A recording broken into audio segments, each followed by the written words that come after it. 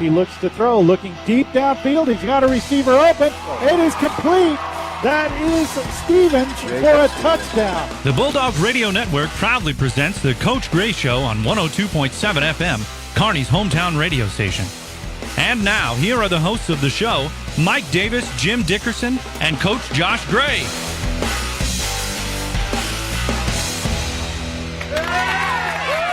Yeah. That's the way we like it. That's the Bulldog faithful giving us a good round of applause here on the Coach Gray Show. I'm your host, Mike Davis. I host the Coach Gray Show, but you know who stars in the Coach Gray Show? The one and only Coach Gray. Josh Gray is with us in studio. That's right. Coming off of a monster victory. This looks like a golf scorecard to me, but 70-20, my goodness. Wow. Does it get any better than that? I don't know that it could. Well, yeah. The state championship might be one. It can. You know, I think we recouped over at halftime and came out the second half and really kind of stepped up our game a little bit and cleaned some things up. But that's an explosive team. Like I said last week, You're right. They've got some athletes that are capable of doing a lot of positive things, and we had some missed tackles and missed opportunities, and you can't do that. No, exactly you right. Can't do that. And here's what I love about speaking with a football coach is that even after a 70-20 victory, you're still coaching. Well, you have to. Yeah, I get it. I absolutely get it. And I think you're right. I mean, we noticed some, let's just be honest about it, there were some missed tackles by the Bulldogs. Yeah. But I saw, and I needed to point this out because it was the young gentleman, help me, I don't have my roster in front of me, number 21, who's Luke Nolan. Yes, Yeah. Luke made a stick, at the beginning of, and I think it was on a kickoff return. Yeah.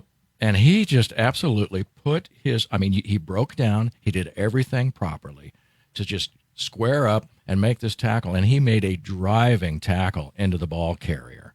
And I'm thinking, he's not one of the biggest guys on the team. Let's just be honest about it. But he will be. I'm telling you, this guy. He will be. Absolutely. Whatever you told him at halftime, he listened. Yeah. And I commented on it the night of the show. Yeah, I think, and that was the thing, we just made a lot of mental errors. I don't know if, we needed some extra coaching at halftime.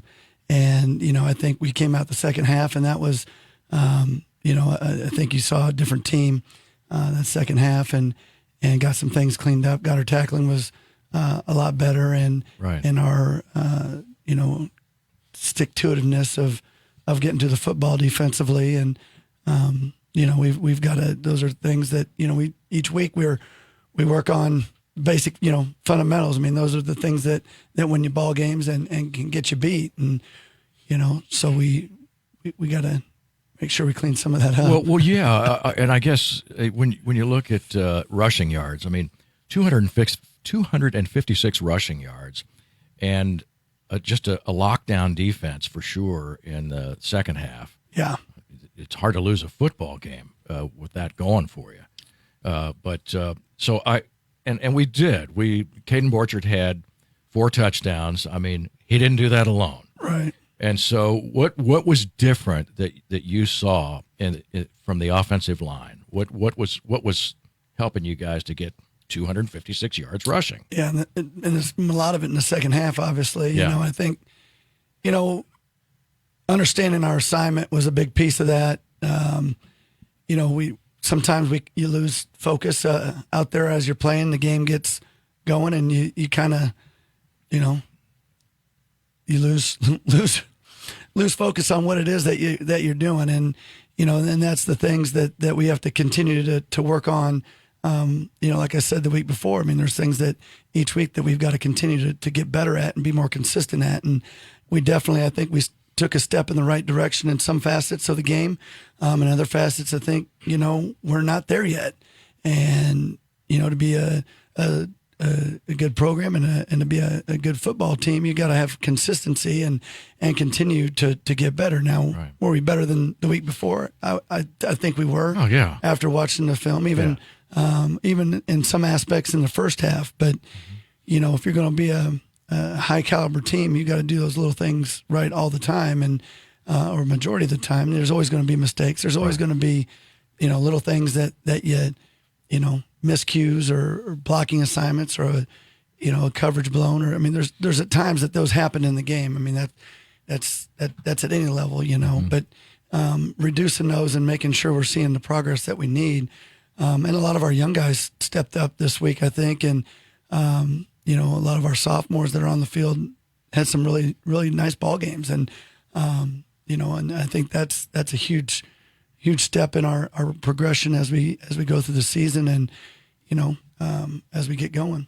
So I have two things. Number one, first of all, when Mike started the show and he said the star of the show, I thought you were talking about me. I did too. I'm kind of, for God. Anyway, from a coaching standpoint, back to reality, from a coaching standpoint, because I noticed at the first part of the game, it looked like the guys were having trouble wrapping up. But the funny thing was, when I watched the Chiefs game on Sunday, it was the same thing. I was like, this must be a disease. It's spreading. As a coach, clearly when a guy doesn't make a tackle, he doesn't wrap up like that. It isn't intentional. It isn't like he just kind of half does it. So how do you coach something that isn't, how do you coach between half? If you can go practice it, that's one thing, but you can't. How do you coach? Guys, you got to wrap up when you get a hold of the guy. At halftime, how to tackle? Yeah, exactly. I think that's just a lot of I don't know. They know how to. It's a lot of, and I could be different than I don't know. A lot of people, maybe my mindset's not like everybody else's, but when you're tackling, when you're playing the football, it's that sense of urgency. I could get fired up and start talking about tackling some defense with you, but you got to, that's a different mindset when you're on that side of the football. There's a, whatever it is that your responsibility is getting to the brown ball and making sure you're executing what you need to do with a lot of passion.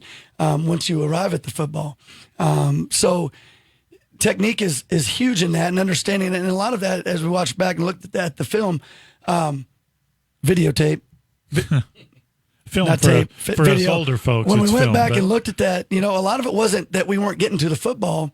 It was we got there and we would over pursue, or we'd get our pursuit angle might have been just a little bit off, and they cut back and we weren't in the right position. So then it turned into an arm tackle. It wasn't with a lack of effort of getting to the ball. Our guys get to the ball like no other.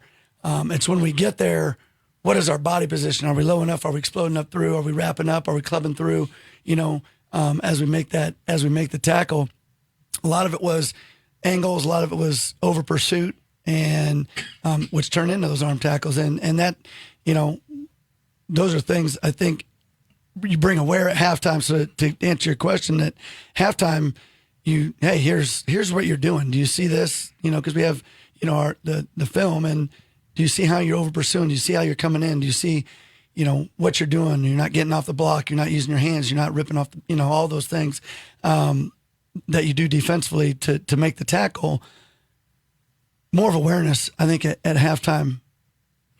Yeah, I'd be a little surprised if you guys went into the locker room and started tackling each other in the little 3x3 room. And okay, Pete, line up over here. Right. Well, let's take a second to go back, because the game started off kind of with a bang. So let's go back to the very beginning, and Brian's going to take us right back to the start of the game. And there's a high end over end kick that's taken in by Luke Nolan. He takes it in at about the 15. I see him up the middle, and he's off to the races. He's got one man to beat at the 40, 30, 20, and he's going to be pushed down. No, he makes it into the end zone. Touchdown. Outstanding job by the young sophomore. That's his second return for touchdown this year, Jim. He had a gap that was wide open. It was as big as a house.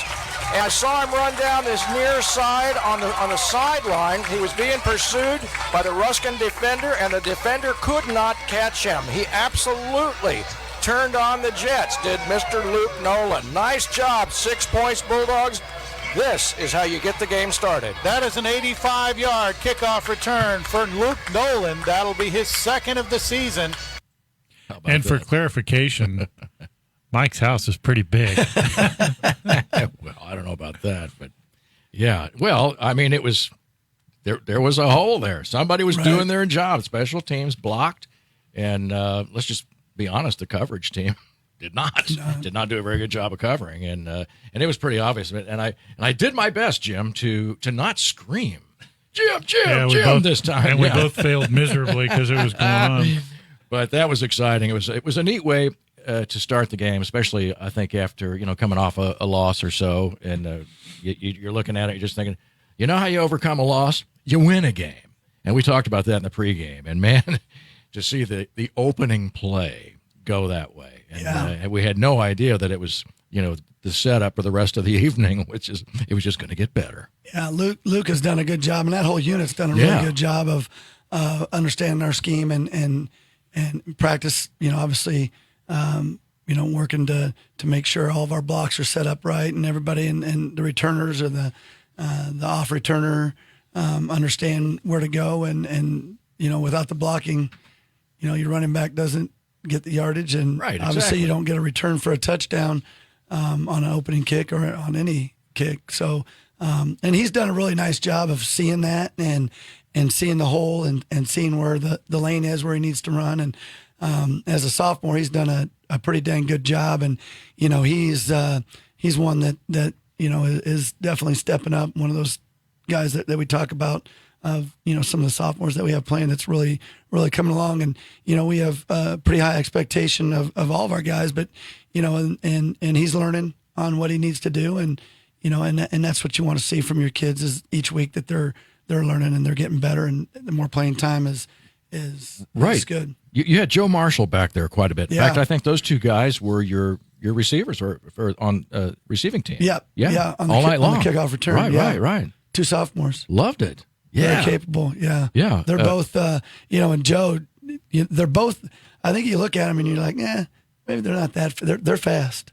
Well, they can run, and they've got some ice in their veins to sit back there and return those kickoffs and to do that, and they've done a nice job. On the call, you could hear it because the kid that was coming after Luke, as he was about to, he was 5 yards from the end zone, and this kid was coming after him, and Luke outran him. Yeah, just outran him, and you could see it. He was that much faster. It was that visible, and boom, in the end zone, there he was. Fun play to watch. So much fun. And then there's a couple of other things, Jim. I don't know where I was going to go with this, but I loved seeing. Well, we can go. Let's follow up with what you were talking about as far as people. So Borchard continued doing what Borchard does, but not without the support of the line and all that sort of thing. Can we do clip 3, skip 2, and go to 3, and we'll come back? Meinert is in the shotgun, takes the snap. He hands off to Acosta, who breaks to the left side. He's running for the corner of the end zone, and he's in for a touchdown. Jim, we talked about shifty runners the other day with Coach Gray. Ian Acosta is a shifty runner, and he made a couple of juke moves right there from the backfield the minute he was handed that ball. And nobody could touch him from the Ruskin Eagles. And nice run by Ian Acosta. Okay, so there's a couple of things. First of all, Borchard keeps doing what he's doing, but the line is doing a great job. There's a couple of times where nobody even touched him. Right. He scooted in. But you can't underemphasize what your line guys are doing because of what they're up against. Now, before that clip started, you heard me kind of laughing. Yeah. Let's talk about why I was laughing. This is what Mike did to me. I want you to look at number 79, Jalen Steele down there. And, Mike, tell me how much you think he checks in at. Well, it's too late. I have the chart in front of me, Jim. He's 285 and 6'3", and he's a junior. And then look at number 75. Big boys, no doubt about it. They say he's 265, and he's bigger than the other guys. He's had a few pancakes. So that's where we were. Fair enough. They had big D linemen and big O linemen. Well, yes, they did. So my point to that is, as funny as that was, and thank you, Mike, for that moment of reference to food, but the line guys are doing a great job. Some of those guys really are. They'd listed him at 265. He was big. He's a big every guy. ounce of it. And for your guys to be able to control that, up front is pretty impressive. And that was a good test for our O-line this last week. We had talked about some assignment issues and we started clicking and the O-line really meshed well. And, I think we're definitely taking a step in the right direction of where we're at. So that was definitely a good, without those guys up front, you're not getting the yards, you're not getting the touchdown, they're the most important position on the field. Right. I mean, without them, you're kind of at the mercy of the other team. And, it's then it's just 7 on 7. Yeah, and that's no fun. We really clicked on Friday, and we've taken some steps forward. We're not where we need to be, but we're definitely taking steps forward across the board. I think at every position, and O-line is no exception to them. They're starting to kind of gel a little bit better together now. Yep. Let's take a quick break.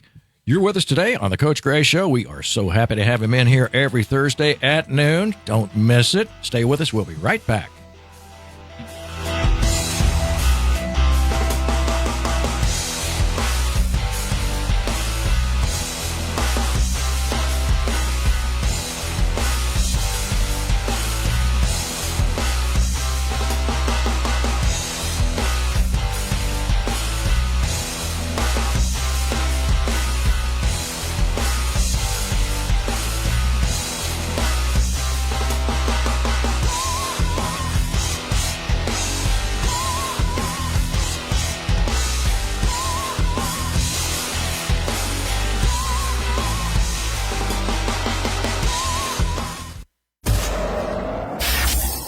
Thank you. We appreciate the support of local underwriters like these fine businesses.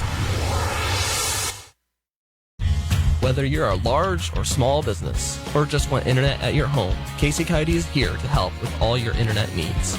We pride ourselves on being a redundant, resilient, and reliable network to provide you with the best internet available. You can give Casey Coyote a call and talk to one of our local, friendly customer service representatives to see if you pre-qualify for our service at your home or business. Casey Coyote at 816-866-3038. Injuries can happen anywhere, playing sports or playing with your kids or grandkids. Hi, I'm Dr. Mark Strathland with Kearney Family Chiropractic Center, and I've been practicing chiropractic health in Kearney for over 22 years. When you come to see me, I identify what's wrong and determine if I can help you.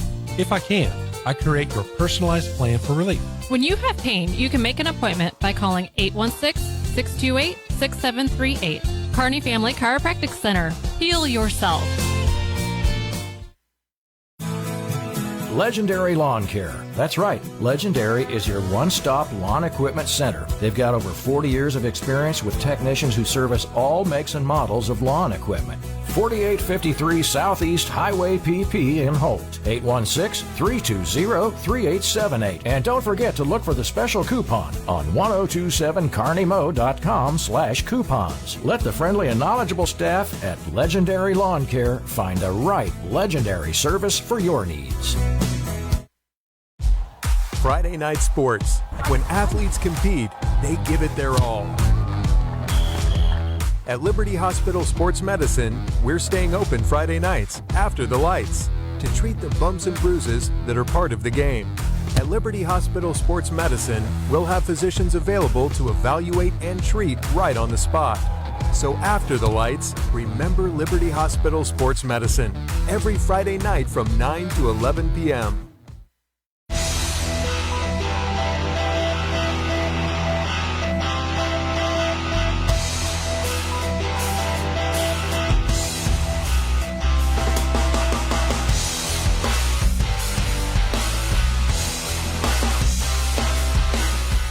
And we're back on the Coach Gray Show, visiting with Coach Gray after a 70-20 blowout victory over the Ruskin Eagles last Friday night. Looks like, 34? So 40 points scored in the second half, and all kinds of running yards, and 256.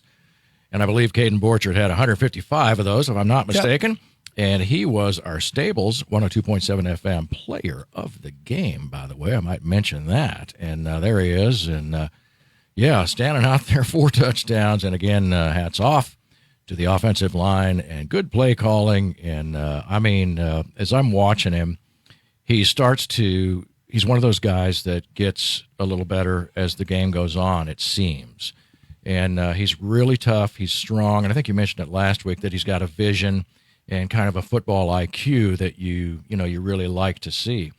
Honestly, when I first saw him, I thought, well, is he really big enough to carry a load like that? And I think one game recently he had 28 carries. It might have been this last one, and I'm thinking, wow, yes, he is. Yeah. He's durable, which is pretty cool. Yeah, he's I think, and he continues to get better each week, and is a coachable kid that guys that you need to have, and he's got a good personality.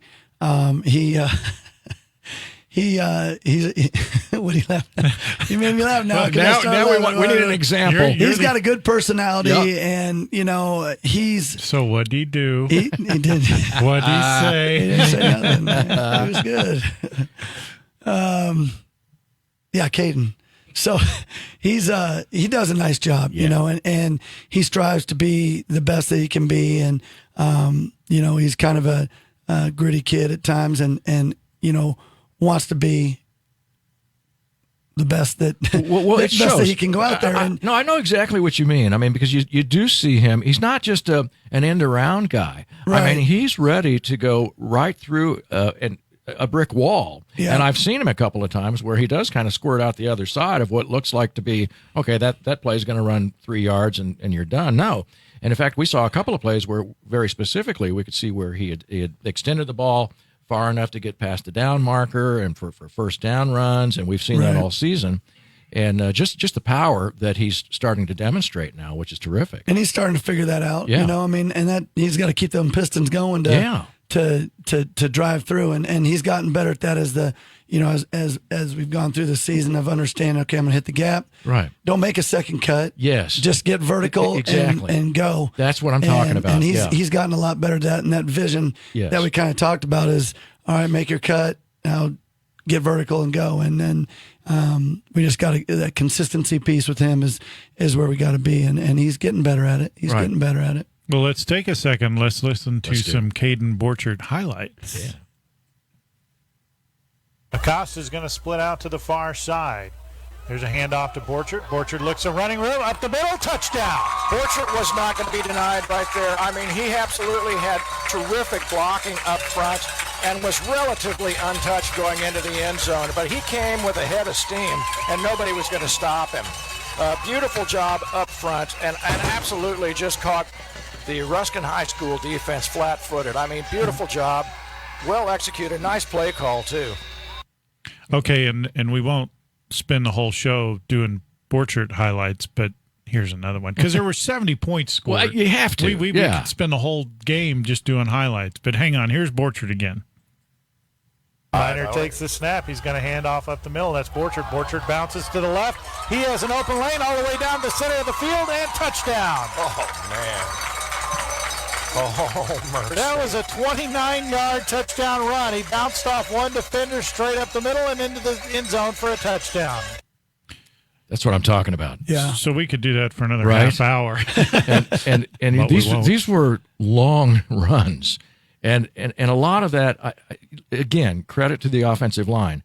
But he does a lot of that, those last finishing yards. He's hard to bring down. He's hard to tackle. And he just gets, like I say, a head of steam. And you can see where he's a punisher. And so if you're going to tackle him, you're going to pay for it. Yeah, you better be low because he's going to run you over. Yeah.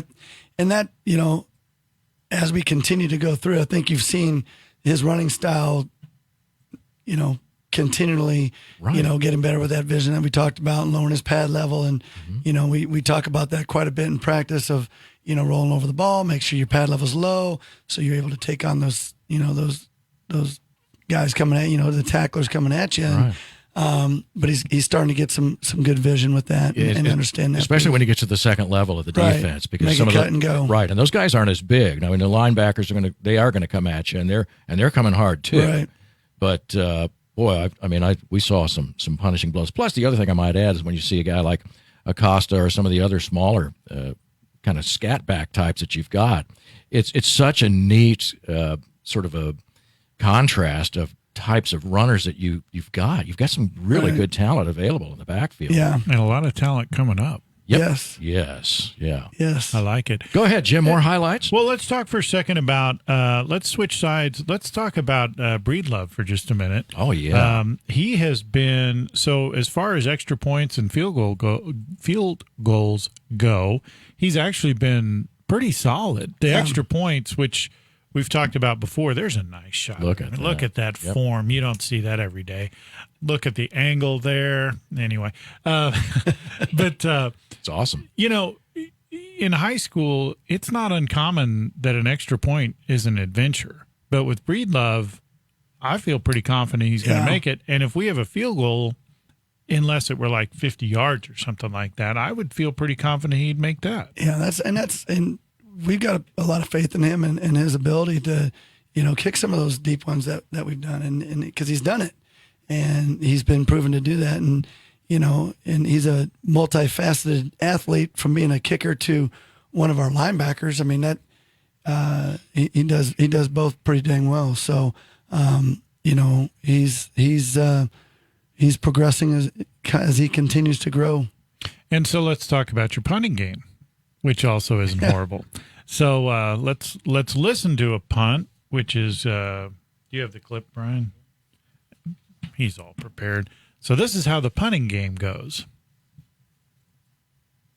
And here comes the punt. Nice punt. Nice job.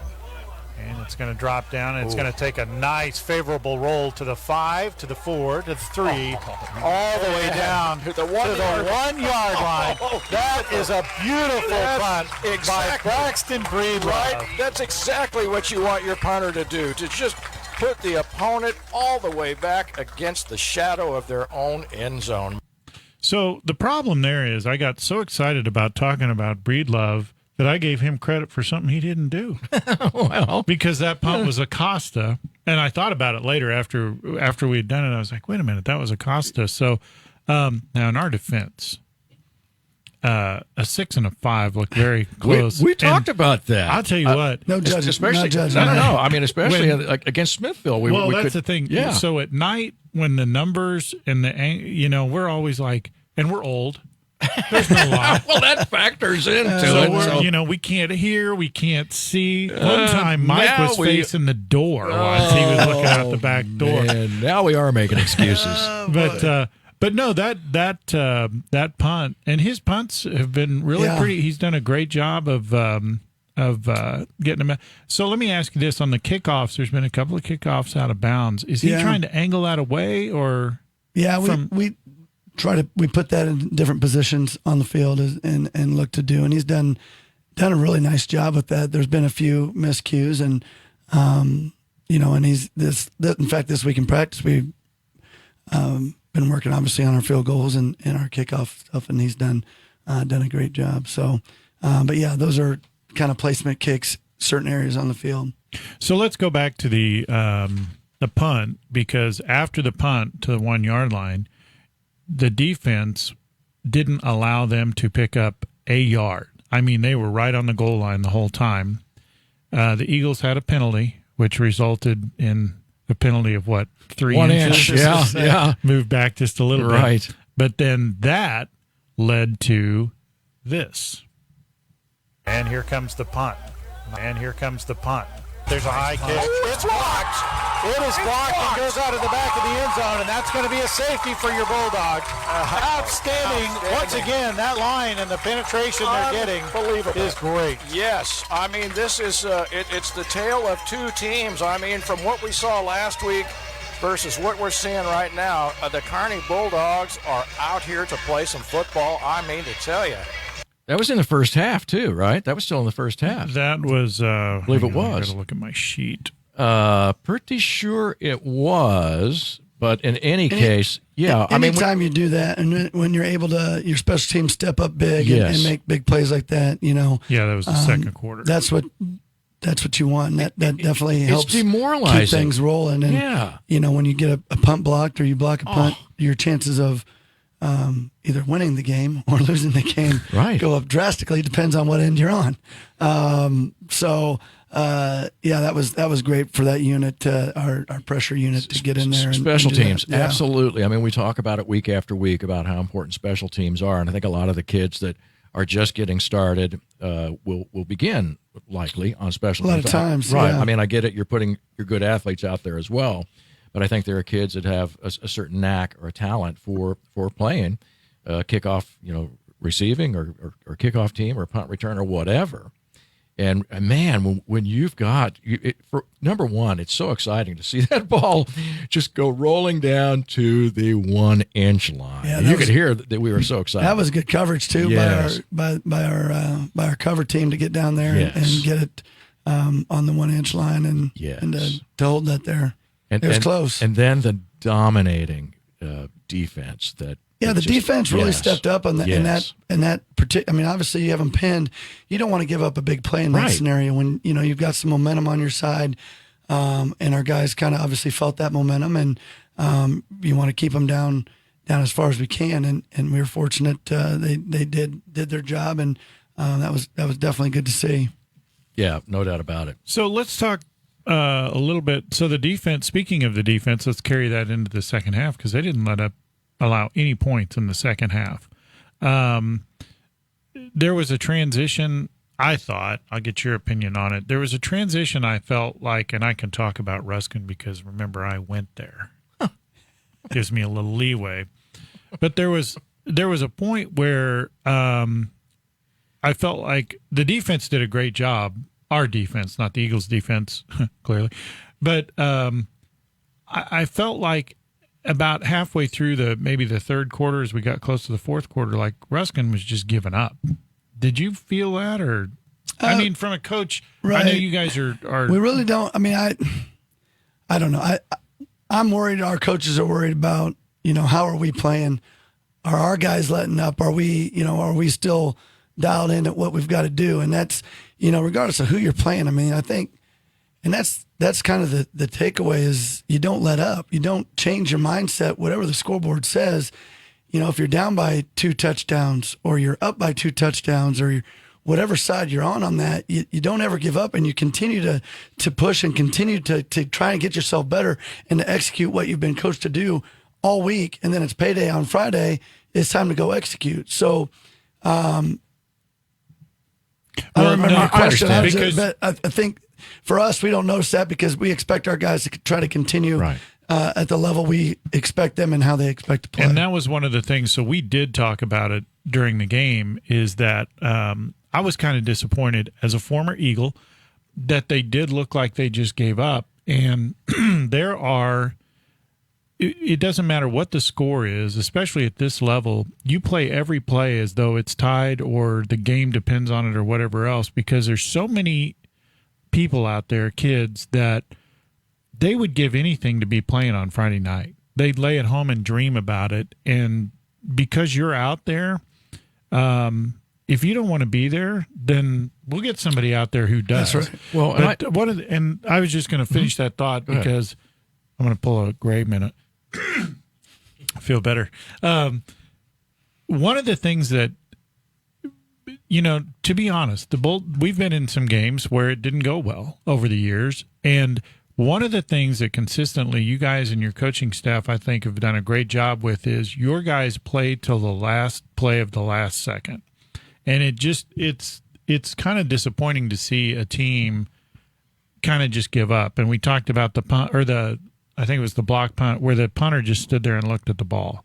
I couldn't believe, I was like, come on, man. Yeah. So, credit to you guys and hats off to you guys. I was a little disappointed in my Eagles for that, but I love the way you guys just fight till the last second, regardless of what the score is. Either way, and that's I think our kids buy into what hard work is, and we're starting to understand the transition of the hard work on the practice field to the game field. But regardless, we talk about NGU all the time, and NGU, you said, yes, sir. Right. Love that. So they understand that it doesn't matter when or whatever you have an opportunity to go out and to continue to compete and to compete at the best of your ability, and regardless of where we're at in the game and what the score is, because you never know until the final second ticks off. No, I think that's right. Either way, yeah. You know what else you don't know? You don't know who's watching. That's exactly right. And if whether you want to play professional or you want to go on to be an engineer, you never know who's watching, especially in today's age with television and all that sort of thing. Right, and I think, and we're going to take a break here in just a second. But one of the things I noticed was that you have at times like this, when the game seemed to be pretty much out of hand in the fourth quarter, we're seeing a lot of younger kids get a chance to play. Yeah, and I mean, that's what I thought we were seeing on the other side of the ball, and I don't know if they were or not.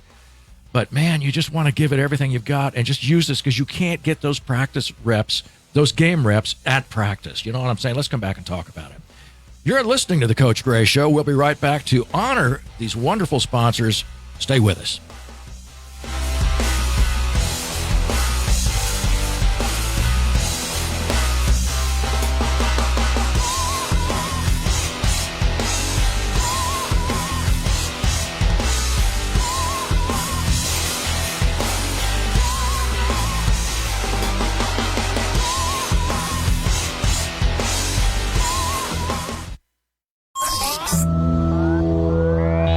Say thank you to these local businesses who support KPGZ.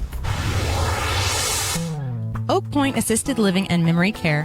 What else would you expect? After all, you're home. When I looked into an assisted living facility, I was immediately attracted to Oak Point's amenities. I get 3 delicious meals daily in restaurant-style dining areas and a trained staff on site. To set up a tour or learn more information, please contact Tara at 816-628-0075 or visit the website at provisionliving.com.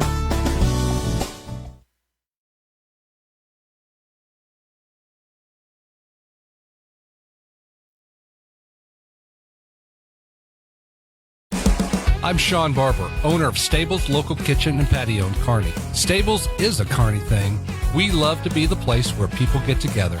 Stables features a full menu with a scratch kitchen, offering lunch and dinner options, as well as a weekend breakfast starting at 8 a.m. on Saturday and Sundays. Stables has been a proud member of the Kearney community for almost 20 years. You can check us out online at stables816.com, and Stables is part of the True 816 family. Eat, drink, local.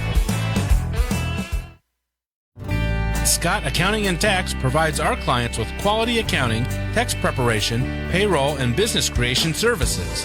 Small town friendliness, big town expertise. We make it our business to know your business inside and out. You can trust Scott Accounting and Tax to get your taxes done quickly, correctly, and on time. Appointments now accepted by calling 816-352-3320. That's Scott Accounting and Tax at 816-352-3320. More reliable power means more of what you love. You expect your lights and appliances to turn on at the flip of a switch, and so does Platte Clay Electric Cooperative. That's why Platte Clay is working hard to make power more reliable in the Northland. We exist for one purpose: to empower communities and energize life with safe and reliable energy. To learn more about their plan to reduce outages across the Northland, visit www.pcec.coop/reliability. Platte Clay Electric Cooperative. The Coach Gray Show is on the air. Laughlin finds an open seam up the middle. 10, 5, touchdown.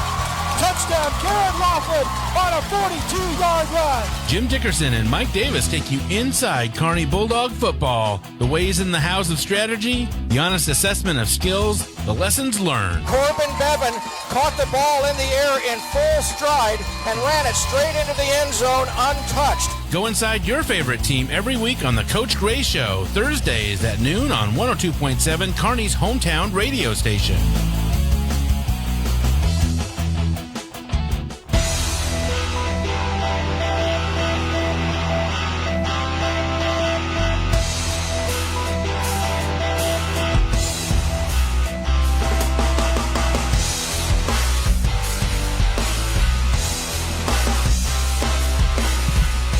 Name the Bulldog.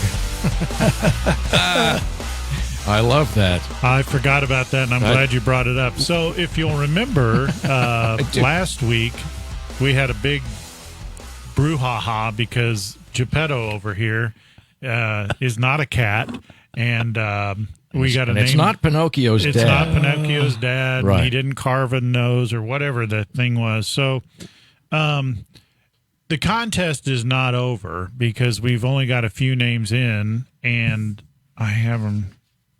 There they are. I have them written down, a few of the names. Some of them I couldn't talk about. But so a few of the names that came in, Jim, obviously, which is probably the leader. Josh was another one. Josh, the Bulldog. Barney, no, not gonna happen. Not gonna do it.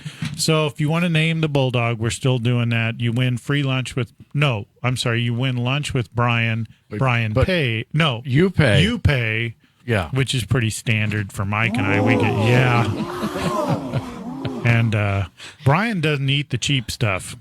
He eats at the fancy places. So you're looking at pretzel bites over at Stables. Yep. Yeah. Just get him a couple of orders of pretzel bites and you'll be good. So, yeah. And the ranch dip. Do you remember before we went to break, Jim, I said we're going to talk about that, and I don't remember what we're going to talk about, but here's something else I do want to talk about.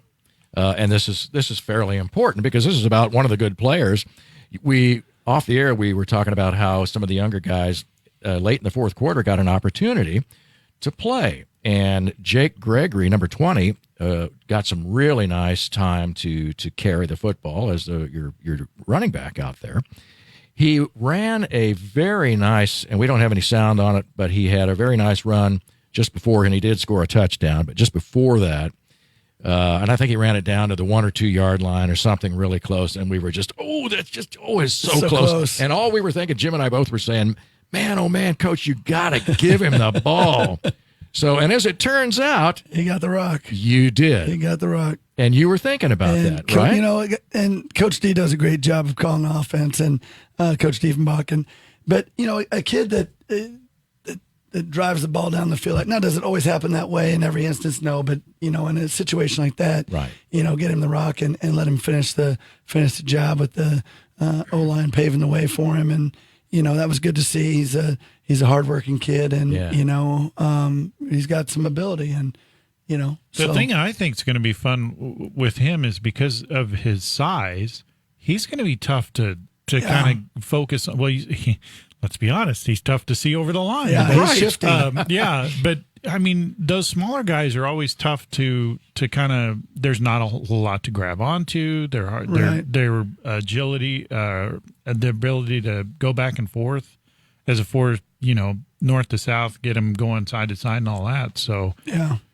He's, you know, and we've got a lot of good. It was great to see some of those younger guys get in the ball game and be able to compete on a Friday night under the lights and go out and show what they're capable of doing on a Friday night. So that was fun. That was good to see. On defense, Coach, as we're talking about some of the different names and numbers that we saw the other night, Cale Conway, number 92, was one that we saw that he was in there playing hard, and we noticed him. And we were thinking, wow, who's 92? And is it somebody we've just been missing? That was one of his first games getting in. Oh, good. He's one of our sophomores. He's playing defensive end for us, and did a really nice job. And he did. Big physical kid, gets off the ball well, and so that was good to see. And he's another one that's, you know, in the works of getting him ready to go, and has taken some strides these last couple of weeks and to put himself in a position to you know, get on the field a little bit. Right. Tucker Studi, as you know, we always see him playing well, doing a nice job. And Darren Langford, number 34, he's another one that played some defense quite a bit and did a nice job. He's really stepped up, and, you know, big physical kid. Yeah. Not afraid to come in, and, you know, I think one of his things is he's an aggressive, good tackler, and you know, his ability to see it and go get it has done a really nice job. Yeah. Well, I mean, we knew there were some guys missing. There were some guys out last week. But, I mean, for the life of me, I didn't notice it. I mean, other than, as I say, there were new numbers and a couple of new guys here that we haven't seen before who just step right up. Yeah, and that's next man up. And when you get that's right, and when you get an opportunity, and that's you want to seize that opportunity, and that's why you practice. I mean, at whatever wherever you're at as far as depth chart or what grade you're in, you want to. When you get an opportunity, whenever it may be, you want to make sure that you're ready to go, and that's why we try and preach practice. A game like rep in practice, so that when it is a game, you've been there and done it. So now we have to look forward to Green Valley. Mm-hmm. Talk to us about Green Valley, because they're 4-0 coming in, and they in fact their defense they won last week 35-0 over Crispin. Their defense is pretty strong, pretty stout, and their offense. We were talking before the show. A lot of those guys are returning. Yeah, they've got a lot of returners. Quite a few on the O line, D line. Their quarterback is a returning guy, and he's a big threat. Not only throwing the ball, but running the ball.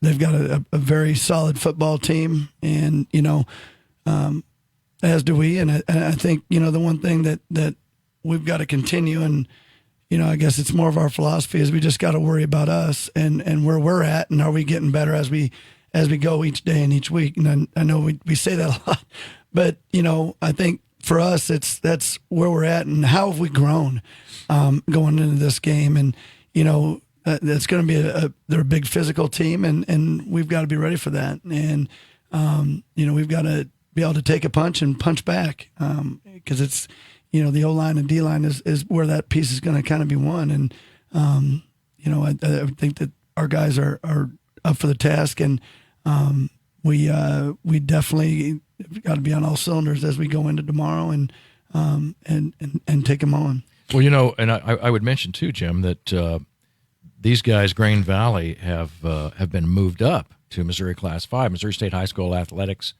Activities Association has changed those class rankings now, right? That was effective this past week. This week, yeah. And so we have seen a number of teams. In fact, Platte County is one. Platte County went up. Yeah. Right. And so what that says is, in fact, the Bulldogs have been and will continue to play up in their conference.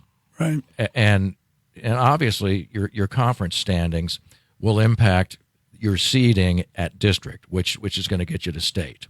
So all of that to say, you still have to win your games, but I think being able to play up against these teams like a 4-0 Green Valley, who is now legitimately a Missouri Class 5 district school, it presents a great challenge for the Kearney Bulldogs. How do you approach that, knowing that they're a little bigger? In terms of class size, that really has never. I don't want to say bothered us. Mm-hmm. That's never been a focal point of, what class are they, where they're at. I mean, I think for our guys, they know that they're on the schedule. That's the next Friday, and that's what we're preparing for. It's not, where we're, man, they're at Class 5 or they're, this undefeated. It's more of a, all right, that's our next task. That's the next box that we got to check and make sure. As we get ready to prepare for them, and when we start out on Monday, and we washed the game from the Friday before clean, and we came back ready to go to work and try to improve. We took steps from last week to the week before, and now how are we going to improve this week, and what steps can we do as we go forward this week in preparation for taking on a pretty decent team in Green Valley, and so that's kind of been our mindset this week, and they've.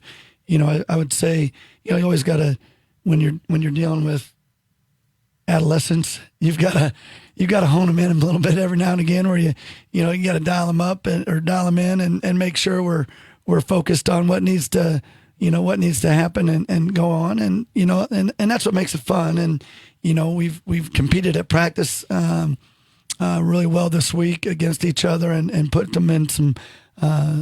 Different situations and had some fun and competing against each other. And so it's been a good week. So when you say dealing with adolescents, it's kind of like Brian dealing with Mike. He was ready for that. He knew you were going to say something. For that. He knew you were going to say something. I know where I was going to go. There's a surprise. And you see, here's how this thing falls apart. We made it, 55 minutes? I'm impressed. Without a derailment. I don't know if you know the answer to this. So Green Valley's Jackson County. Jackson County has a whole bunch of restrictions. Can fans even go in? No, no visiting fans. We aren't allowed to bring any fans to the game. So that's their laws, their rule restrictions or whatever. regulations, whatever it is. I think it's 100, and I think that's maybe their homecoming. And a lot of that is game personnel. So, it's really minimal on that. So that's all I got to say. That's all I got to say. I like that. You got yeah. that from Jim. I love that. That means you're paying attention to the show, Coach. That's important. Full disclosure, I got it from Forrest. Okay, well, I knew that. Forrest Gump. Real quickly, I just wanted to let people know that because I wanted to know, Grain Valley has beaten Smithville, Oak Park, Park Hill South, and Truman. And Truman was a 38-0. Pretty good blowout. That can't be right because they beat Chrisman. Well, then this is okay. I'll tell you where I'm getting this: Grain Valley Eagles, and I'm getting this from Max Preps. I don't mind saying that it's just not up to date, and I'm sorry to say that it's just not. They played Truman. Okay. But Well, they played Chrisman last week, didn't they? Truman. It says Truman. Truman last week. Yeah. Then maybe you're wrong, Jim. Is it possible? Maybe I'm not up to date. Let's just be honest about it. Yeah. No. Well. Okay. So there it is. So this is correct. Just so the folks know. Smithville, Oak Park, Park Hill South, Truman. And then tomorrow night, they will get the Kearney Bulldogs. So did they, what was the score of Truman? They're 38-0. Okay, maybe. Okay, I got to stop sniffing glue in my off time, apparently. I don't. Oh, man. Picked a bad day to stop.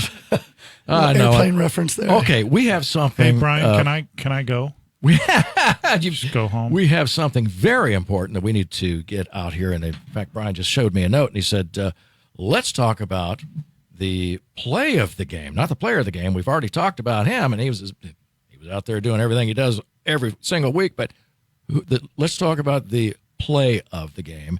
And that was, if I remember correctly, it was in the first half, right? Yeah, and Brian says he thinks so. I think it was too. Let's just play it.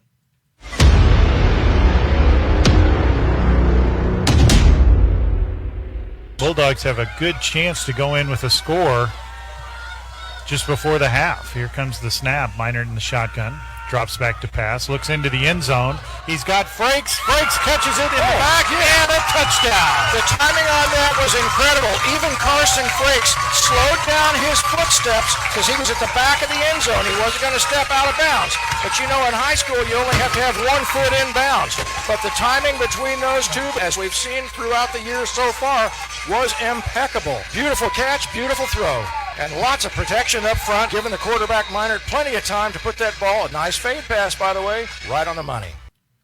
No doubt about that, Coach. That's our Kearney Chamber of Commerce play of the game. And I mean, yes, that was a spot on. Those plays don't happen by accident.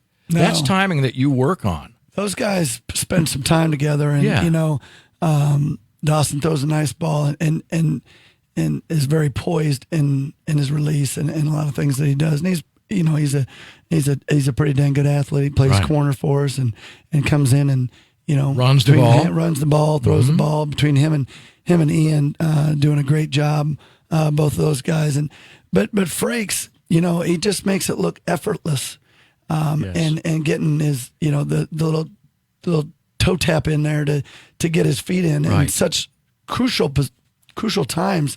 Whether it's a first down catch on the sideline or a touchdown pass. I'm convinced. And he does a nice job. Yes, a lot of kids, receivers at the high school level, would not have had the awareness of where he was at the back end of the end zone, that he was a step or two from being out of bounds, and then it's not a touchdown. I'm sorry.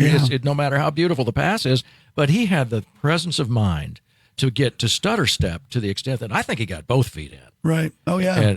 And it was just a thing of beauty. So, They do a good job, and it's fun to watch and when they're able to connect on that. And, Kearney Chamber of Commerce play of the game, and couldn't have been better. Deserved, yeah. Absolutely. No doubt about it. So, Jim, go ahead. You had nope. Oh, I thought you had your touchdown. doing this. Touchdown. No, I was doing little silly things off the camera, which I was hoping wouldn't come on me. Well, but it did. that's all I right. wasn't quite ready for that. Best of luck tomorrow night at Grange Valley. Nice job. Hope you keep it rolling. Wherever you started last week, don't stop. I thought that was amazing. Great to watch. You've been listening to or watching the Coach Gray Show, and you've been seeing the one and only Coach Josh Gray. Come back next week. We'll do it again, hopefully after a victory. I love seeing this guy in here. My favorite day of the week. See you next week. Thanks for joining us.